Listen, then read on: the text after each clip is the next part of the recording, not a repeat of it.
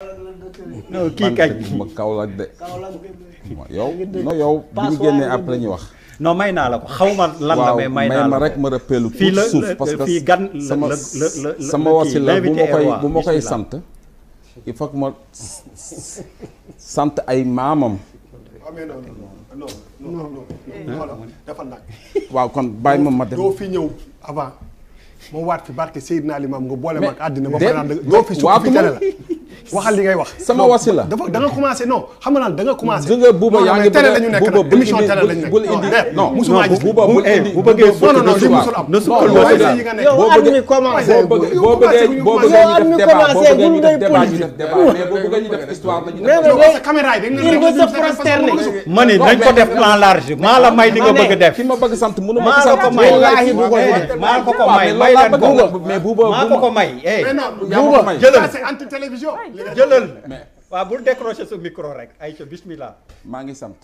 ayca bismillah ki may sant nag damay commencer ci ay maamam moom laay def sax loolu laa bëgg a def parce que fii laa bëgg a def même kii bi mënoo def li sum yoon daal waaye buuba nañ jàppante de ay ca yow lay xaar non non tey jàppante du fi am jàkkaarloo de l'année la sant bi fin d'année may sant maamam ñu ngi koy wax Serigne Touba Xaadimu Rasuul soxna Jaara bu sa yaayam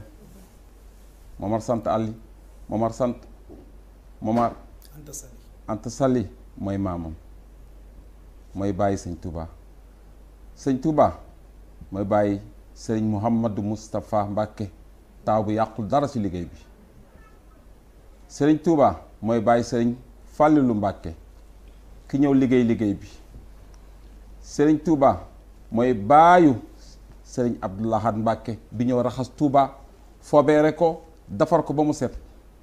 sëriñ Touba mooy baayu sëriñ Suwaybu Mbacke imaam yi sëriñ Touba mooy baayu sëriñ Moutada Mbacke bi jël tuuru Touba yóbbu ko fépp ci àdduna bi sëriñ Touba mooy baayu sëriñ Saaliwu Mbacke bi ñuy jooyte noppeeguñu xaritu xale yi sëriñ Touba